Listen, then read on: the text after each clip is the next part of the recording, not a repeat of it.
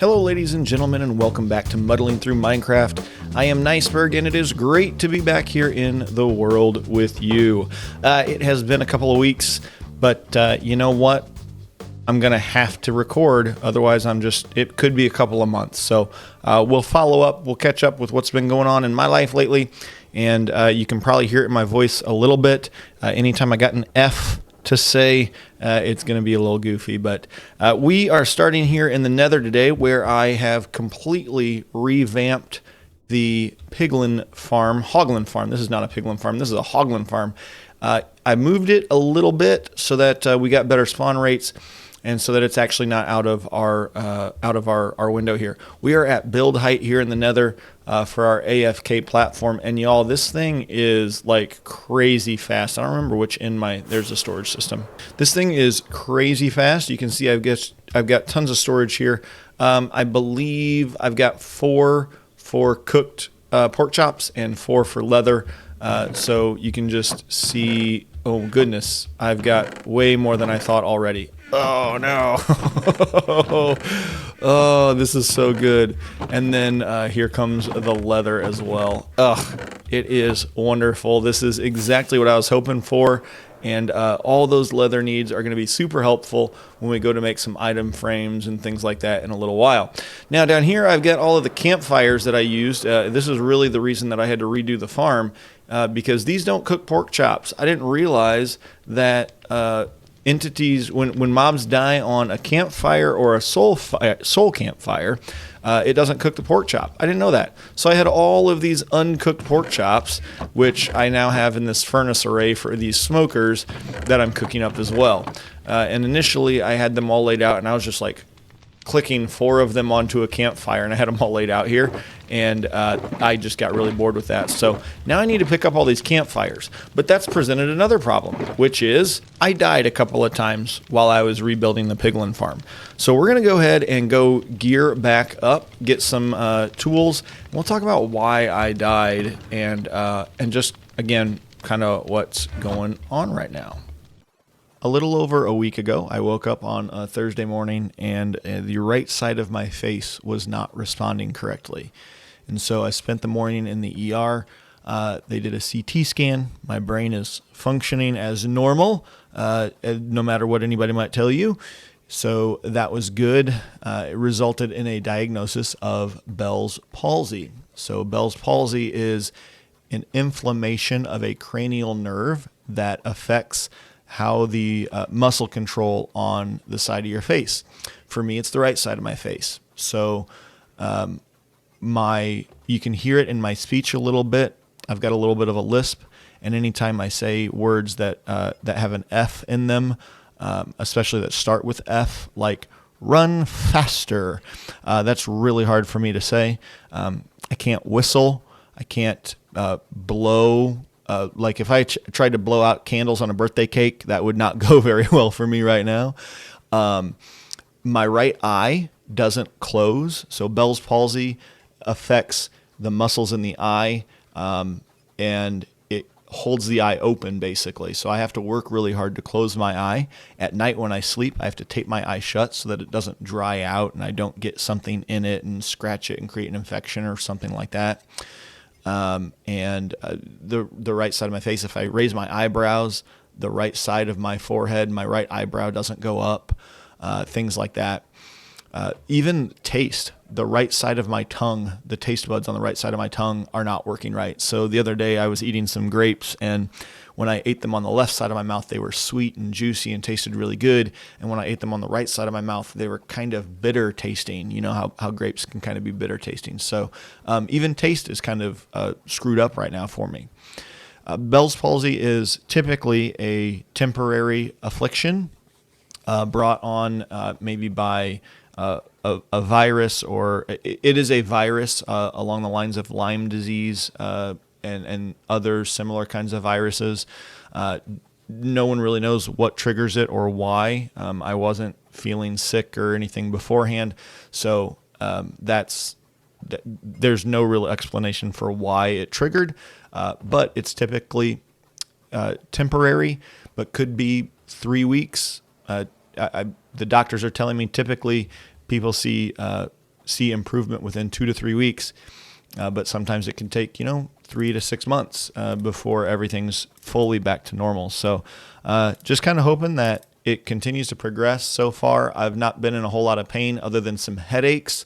My right, like I'm sitting at the computer right now doing some editing and whatnot of the video with an eye patch over my right eye so that I can actually get work done. Otherwise, my right eye is constantly watering and I'm having to take breaks. But now with the eye patch, my left eye is doing all the work, and so it's compensating for some of the work. My face compensates for all the work, so my mouth is really tired by the end of the night because my right side's not doing anything and my left side is doing all the work. So it's been a really interesting little more than a week here, and hopefully it clears up soon, but I am learning to manage it and figure it out. And if this is the worst thing that I got to deal with in 2024, then 2024 is not going to be too bad. So my deaths were a consequence of my Bell's palsy in that I'm playing with one eye open and my depth perception is severely impacted. I missed the lip of the farm up there a couple of times and fell into the lava, and that cost me all of my stuff. Of course, if I hadn't have lost all of my netherite gear to begin with, that wouldn't have been so big of an issue. But I have lost it. I don't have it. We're going to need to go get some more eventually. But that's, I don't know if that's for today or for another time. No matter what, this project is done. I could take down that pile of leaves there for sure. But this project is done. It is absolutely a killer farm. I'm really loving it.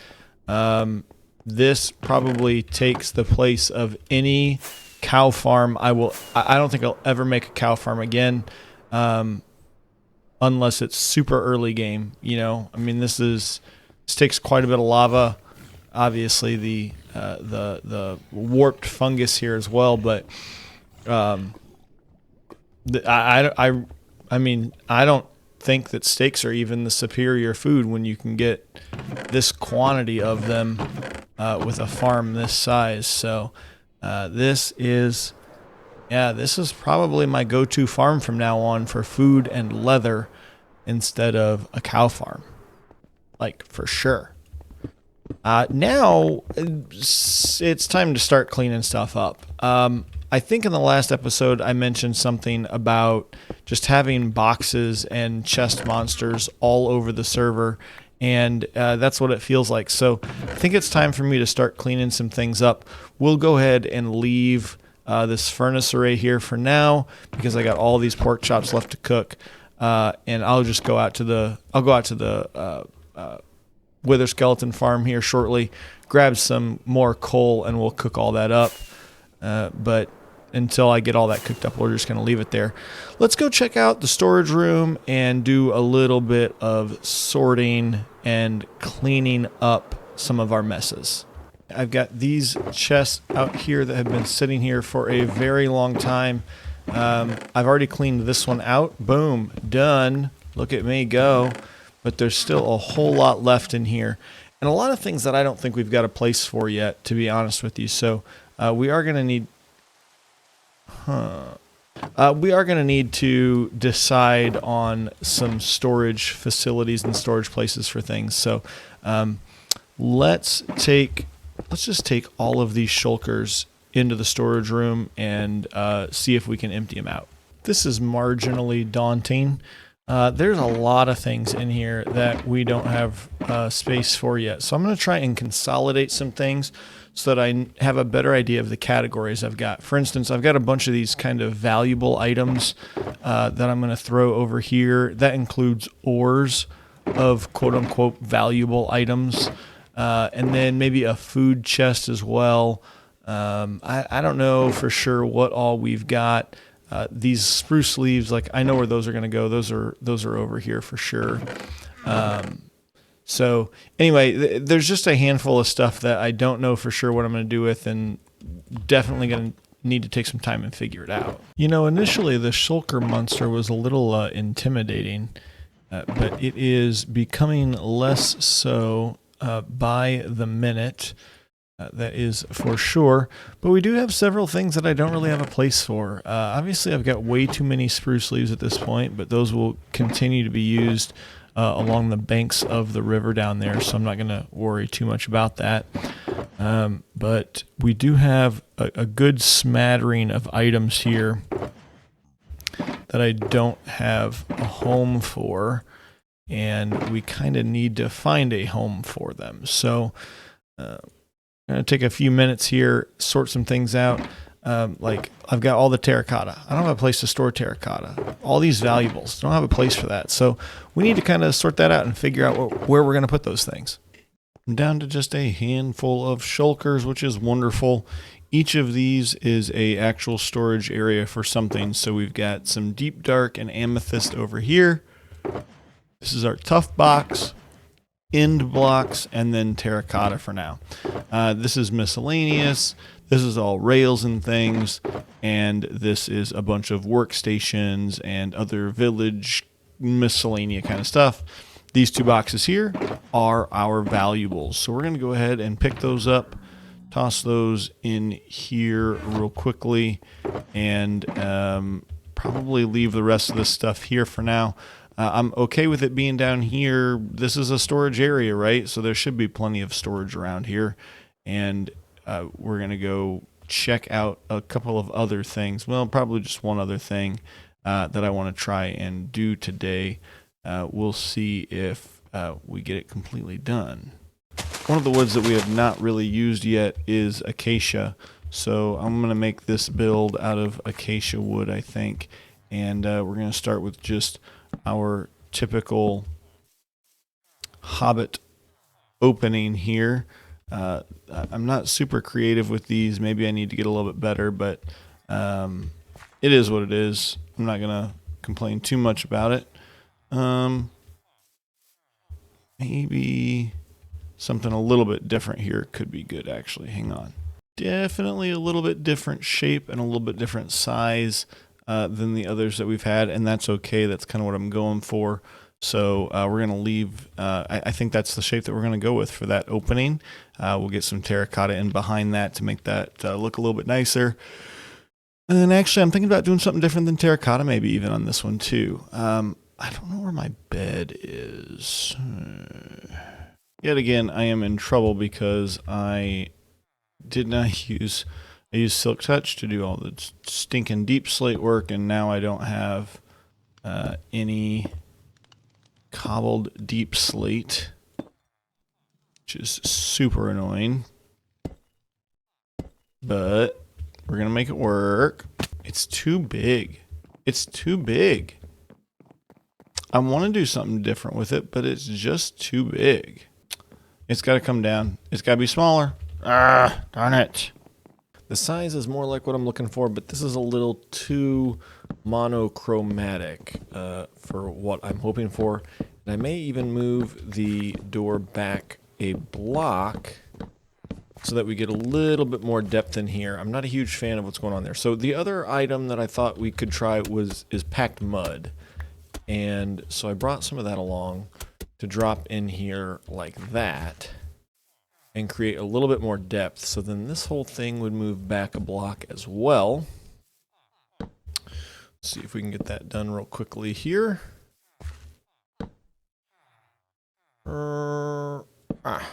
Yeah. Oh, that's no good. All right, let's go like that. Nope, not like that. Never mind. We'll go like that. And then we'll come around here and add that one in. And get everything facing the right. There we go. And then we'll take this bit out here. And I just keep having to add a little bit more cobbled deep slate in here. Probably a little bit more than I'd really like to add. But it's how we're going to have to do it to get the ceiling at the level that we need it at. So that's okay. I think right here would be... We'll go ahead and just kind of fill this in so we get as good a picture of what this would look like as we can. And then the wall is here.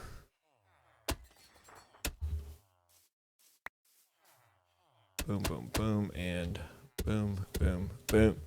Of course, we'll need to bring that down a little bit so that the wall meets the actual ceiling. And let's go take a look at that. Did I pick up any dirt? No, I didn't. Okay. Let's take a look and see how that looks.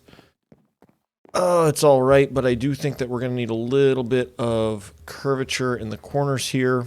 So this is too square now. So maybe, what if we just did, oh, I can't, how am I going to get in there to do this? Maybe I will just do that like that, and then there, bank, and add a trap door there like that. And that might give us the support looking that we need, potentially. It's okay. I'm not real happy with that either, so I'm going to have to keep playing with that for a bit. And I think that is more of what I was looking for and thinking of. Got a little bit of variation in there with the packed mud bricks, as well as some fence gates here. Just create a little bit of interest. It's not quite as boxy as it first was there. And now we move to the upper levels. So this is a main entryway down here, and then we'll have a little bit more up around the top here. Not a whole lot, but I have plans for that, and we'll get started on that right away as well. So this build goes kind of up the mountainside here a little bit and actually around the corner as well. And this space over here is where we are going to be focusing the rest of our attention for this episode. So this is going to be my valuables kind of space. So instead of finding a storage space over in the other area, I want to create a space over here where we can store all of our valuable items in terms of, all of our diamonds and gold and whatever else kind of things that we want to do. That's going to go in this space here. And of course, those valuables need to be protected well. So we're going to build ourselves a little bit of a door here that it will absolutely be penetrable, not impenetrable, but that's all right. So here we go. Well, I forgot to record this part, but the door is in. We have a 4x4 door here that triggers by that lever up there. That's going to have to be fixed because I'm not going to come in here and jump up there to turn that lever every time. But the door is here. So got to figure out some way to make that work and finish out our walls a little bit around here. This is a great door. At least I like it a lot. We'll be able to build a wall right next to it. We got no slime or honey blocks or anything in here that's going to create a problem. We just got to figure out the right way to get it to trigger. And then we'll bore back in here a little bit and create our vault space for all of our valuables.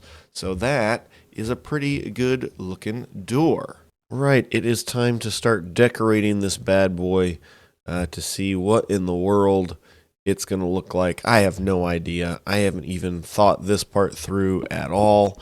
We got to be careful around here because when we dig too far back here, boom, we hit our redstone. So I think what we're going to do is we are going to include a little hallway here as well.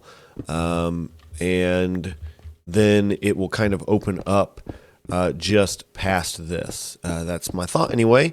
So we're going to dig out just a little bit more here and then start designing some sort of room. I have a little bit of an idea, but not a whole lot. So we'll see what happens. And I think we are done for the time being. Let me show you what it looks like on the inside of our vault. Here we are. We've got some solid reinforced posts here with the andesite, some dark prismarine on the back, and then, oh, darn it, all kinds of chests for storage of our valuables in here. So that is the inside, and our door is currently closed. So we'll go ahead and open it back up and start sorting out some of our valuables in here. One of the things that I think would be good in here are some frog lights maybe in the corners to give a little bit more light in here. I think that would look really, really good. So this solves one more of our storage issues. We'll work on the outside a little bit more later in a different episode. I want to go ahead and get this one out this week so that I've got something, at least something out there for you guys. I appreciate y'all being patient as I work through some of this health thing that I got going on. I appreciate y'all being patient, and I'm looking forward to summer's almost here, which means the school year's almost done, and hopefully I'll be able to get a little bit more content out and spend a little bit more time in the world playing some Minecraft and sharing it with you. So until next time, I hope you stay happy, stay healthy, and I'll see you.